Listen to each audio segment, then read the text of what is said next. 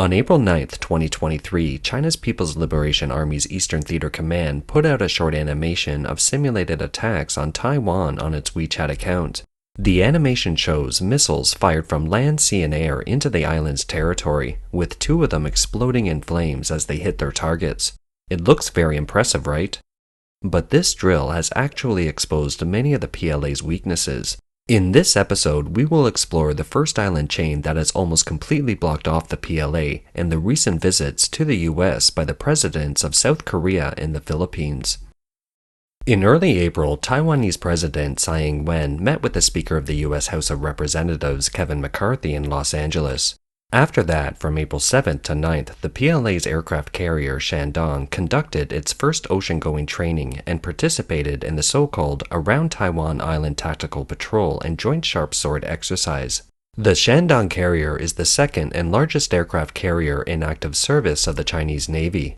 During the 3 days of the military exercise, Shandong's carrier-based aircraft and J-15 fighter jets took off and landed about 80 sorties, and helicopters took off and landed about 40 sorties. That is to say, fighter jets take off and land about 26 to 27 times a day on average. The standard for the U.S. Nimitz-class nuclear-powered aircraft carrier is to dispatch 120 sorties of carrier-based aircraft in 12 hours, and it can still continue to fight at night. The number of sorties designed by the Ford-class aircraft carrier has increased by 20%. Official Chinese videos show that the PLA's J-15 carries only 2 medium-range air-to-air missiles and 2 short-range air-to-air missiles and has no airstrike capability. Information from Taiwan's Ministry of National Defense shows that one J-15 entered Taiwan's Eastern Air Defense Identification Zone and returned immediately. The Shandong aircraft carrier remained 400 kilometers east of Taiwan to avoid Taiwan's land-based Xiangfang-3 anti-ship missiles, which have a maximum range of 400 kilometers. The CCP's J-15 took off from the ski jump deck with limited fuel and carrying only air-to-air missiles. It isn't clear the purpose of such a move. Was it going to engage in air combat with Taiwan's F-16s? Carrier-based aircraft should try to avoid air combat with land-based fighters unless they have an absolute advantage. After all, its number is limited, and if too many of them are destroyed, the aircraft carrier would lose its combat power. The main task of the carrier-based aircraft is airstrikes, in addition to fleet defense. It now appears that the PLA's carrier-based aircraft can only be used for air combat. Why didn't the PLA test-fire missiles this time? It's likely related to what happened in August 2022. At that time, in retaliation against U.S. Speaker of the House Nancy Pelosi's visit to Taiwan, the CCP conducted military exercises and fired 11 missiles, 5 of which landed in Japan's exclusive economic zone. At the time, there was much speculation about whether the PLA's action against Japan was intentional or an accidental mistake. Now it seems that the Chinese missiles aren't all that accurate. Learning its lesson from last year's drill, the PLA stopped test-firing missiles for fear of hitting their own carrier and battleships. It is common sense that when attacking Taiwan, the Navy would be deployed in advance so that after the missile attack, they could immediately engage in the fight for sea control. However, if the missiles fired aren't accurate, to avoid wrongful attacks and hurt its own, the CCP's Navy would not dare to move in position prior and would have to wait until the missile attack is done before taking its place at its deployment location. And then the CCP forces would be unable to launch a surprise attack, and the Taiwanese forces could use this gap to make a counterattack. A senior researcher at the Center for International Assessment and Strategy, a U.S. think tank, was puzzled by the fleet of the Shandong carrier passing through the southeastern waters of Taiwan. Because since southeastern Taiwan is the deepest part of the Pacific Ocean, it would be suicidal to send the carrier and its 1,500 officers and men to this area, as it's an ideal area for U.S. nuclear attack submarines to operate. He said, "If this carrier takes any offensive action against the people of Taiwan, it will quickly sink to the bottom of the sea. This is a reckless move." Why did the fleet of the Shandong carrier appear in Taiwan's southeastern waters rather than the western waters? The latter is what the military community believes to be the real focus of the communist attack on Taiwan. The 3 days of military exercises around Taiwan were soon over, and it's possible that the CCP tried to cover up its real war plan of attacking Taiwan and avoiding revealing more vulnerabilities to the outside world. This exercise highlighted the enormous vulnerability of the Chinese Navy. In the past 20 years, the CCP has blindly built an oceangoing navy, taking a major detour. The Liaoning carrier entered service in 2012. It was seen as a major sign of the CCP navies going to the ocean. It's the second ship of the Kuznetsov-class aircraft carrier of the former Soviet Union. It wasn't designed for ocean-going operations though, therefore can't compete with the US carrier. In 2019, the enlarged version of the Kuznetsov-class aircraft carrier No. 3 was delivered in Hainan, China, that is, the Shandong carrier. After the Shandong carrier, the CCP's efforts to imitate the former Soviet aircraft carrier came to an abrupt end. It switched to imitate the American carrier. Launched in 2022, the Fujian carrier abandoned the sliding jump deck in favor of a flat deck like the US carriers. It claimed to be equipped with the most advanced electromagnetic catapult but is still powered by conventional fuel. On April 11th, Xi Jinping inspected the naval forces in the southern war zone in Zhangjiang, Guangdong. He emphasized accelerating the transformation and construction and comprehensively improving the modernization level of the forces. He was probably speaking from the heart and at the same time revealed the real combat capability of his navy. China's new destroyers also mainly imitate the US military, but their performance and quality are likely to be greatly reduced, and frequent repairs should not be uncommon. During the PLA military exercises, a Taiwan legislator announced that he had received information about an interesting encounter. Due to bad weather and the upcoming joint military exercises between the US and the Philippines on April 11th, the CCP Navy was in a hurry to finish its job quickly. Its Zhoushan vessel contacted the nearby Taiwanese naval patrol ship that was monitoring them via radio, telling it please come closer so that they could take some pictures as part of the report they had to submit. The legislator wrote, "We couldn't help but laugh at this news. Maybe the CCP ships are newer and bigger, but the training and quality of the Taiwanese military are much better than the PLA." Taiwan President Tsai Ing-wen on April 14th thanked fighter pilots who scrambled against China's Air Force during its drills around the island and pledged to keep strengthening the armed forces as Beijing's military activities around the island ebbed.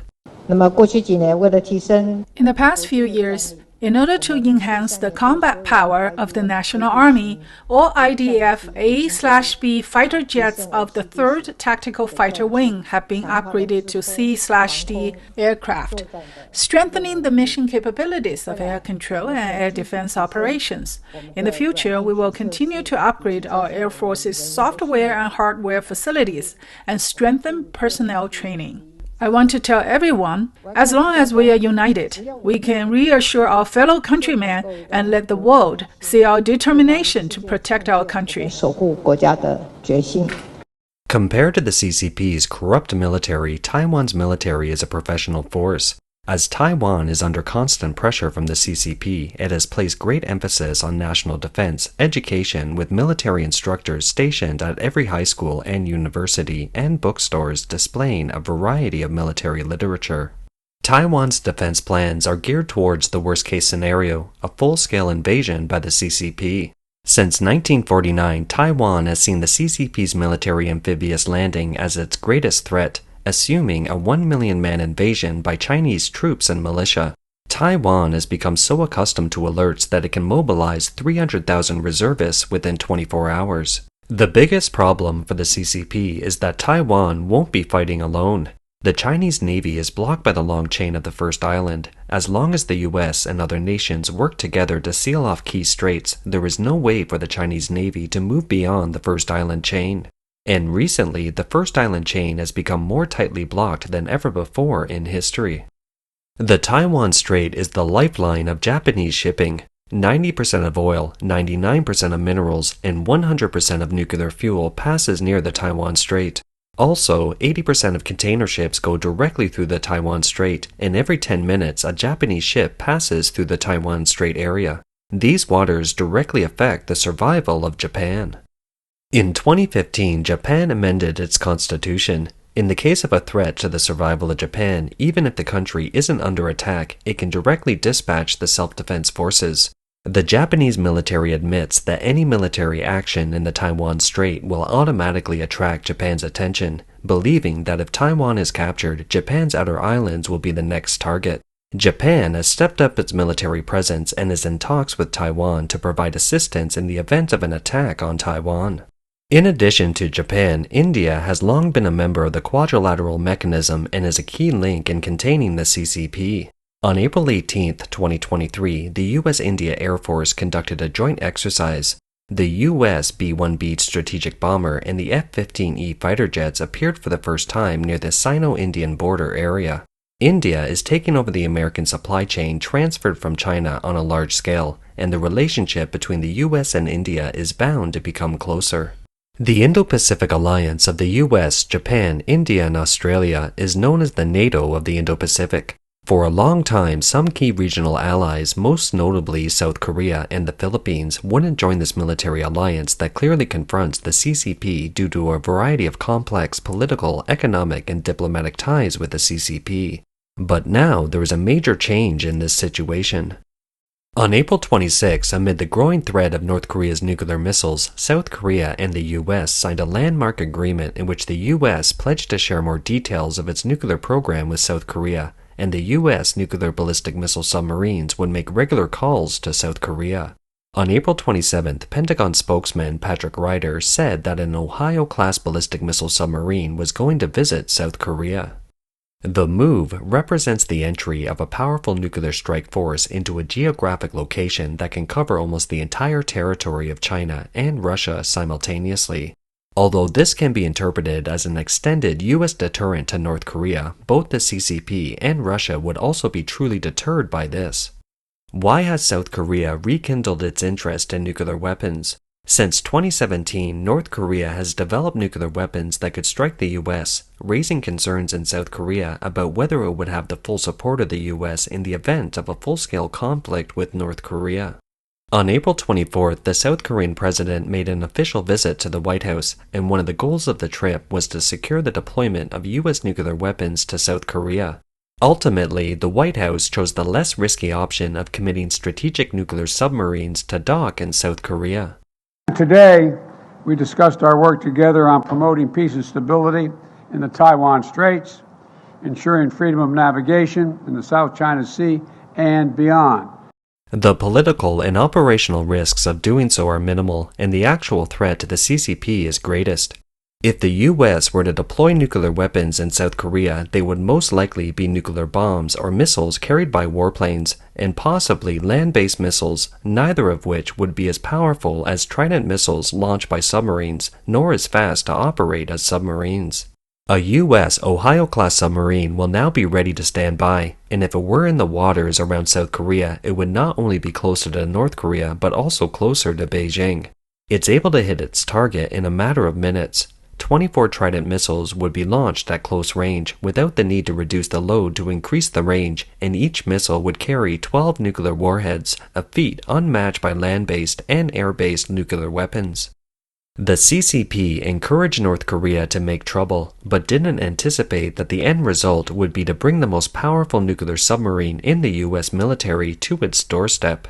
The South Korean president was treated with courtesy during his trip to Washington, D.C. This is a high point in the warming of relations between the two countries after the trough in relations between South Korea and the U.S. under its former president Moon Jae-in. Yoon Suk-yeol said, "As the Japanese did this year, we tell the CCP clearly that it's unacceptable to force Taiwan's reunification by violence. This marks the return of two major alliances, one in which South Korea and the U.S. agree to provide an extended nuclear deterrent, and the other in which South Korea may no longer put the Taiwan issue on the back burner." So please join me to our partnership, to our people, to possibilities, and to the future of the Republic of Korea and the United States will create together. May we do it together for another 170 years. 한미동맹은 양국의 안전과 The alliance will not only ensure the security and prosperity of both countries, but also contribute to the peace and security in the Indo-Pacific and of the world. And those of you joining us here today are the main drivers for building such an alliance.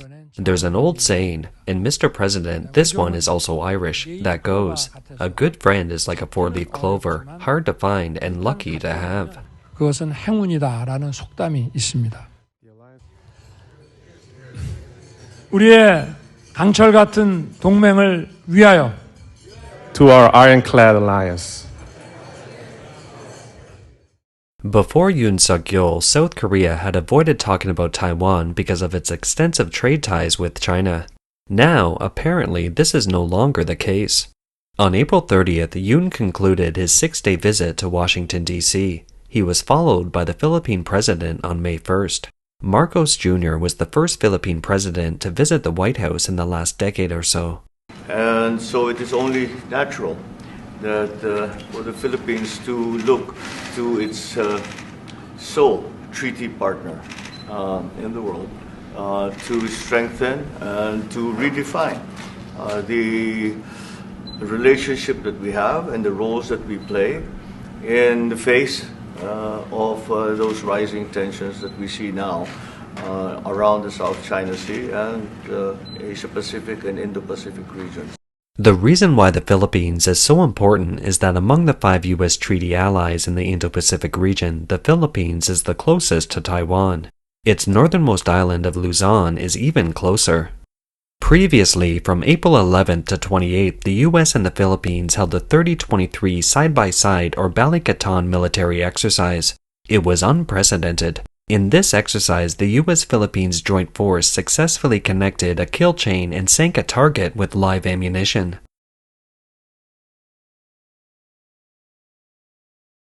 Marcos came to observe in person. In multinational joint operations, achieving such operational effects is very challenging. What we can say is that the reason we are doing an exercise at this magnitude is because we are exercising or demonstrating our ability to be interoperable with our U.S. counterpart, which is also our treaty ally. We should be able to demonstrate this at the operational level of war, which means that planning up to execution, we have to prove that we can do this together. Going back on April 3rd, Manila and Washington agreed to resume joint patrols in the South China Sea, and at the same time reached an agreement to allow the U.S. military to enter 4 military bases in the Philippines. This has nearly doubled the number of military bases open to the U.S. military in the Philippines that has been stipulated in the U.S.-Philippines Defense Agreement. That is, the number of bases has now increased from 4 to 9. Among the 4 new bases announced by the Philippines, the Santa Ana Naval Base is only about 400 kilometers away from Taiwan. After current President Marcos Jr. came to power last June, the Philippines changed its soft attitude towards Beijing. Sino-Philippine relations have become increasingly tense in the past 2 years. China has claimed almost the entire South China Sea and has taken increasingly aggressive actions.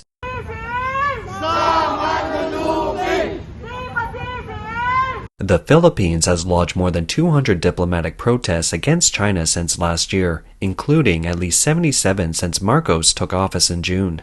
Most of the complaints concern China's aggressive behavior in the South China Sea. When the Philippines announced the latest 4 bases for use by the U.S. military, the move annoyed the CCP. On April 14th, the Chinese ambassador to the Philippines criticized the decision of the Philippines. He said that if the Philippines is really worried about the safety of the 150,000 workers in Taiwan, it should take a more unequivocal stand against Taiwan's independence instead of opening military bases adjacent to the Taiwan Strait to the U.S. This will only add fuel to the flames. This remark sparked a strong backlash in the Philippines, further deteriorating the already tense Sino-Philippine relations. The message of this action is really to call for the recalling of their ambassador Huang because of the problematic statements that he had issued, which had the effect of threatening or issuing a warning to the thousands of OFWs currently deployed in Taiwan. On April 22nd, the Chinese foreign minister made an emergency visit to the Philippines but failed to undo a series of past missteps by Chinese communist leaders towards the Philippines. The Philippines has officially picked a side. As President Biden has made clear, our commitment to the defense of the Philippines is ironclad. And let me say once again that our mutual defense treaty applies to armed attacks on our armed forces, Coast Guard vessels, public vessels, or aircraft in the Pacific, including anywhere in the South China Sea. So make no mistake, Mr. President, we will always have your back in the South China Sea or elsewhere in the region.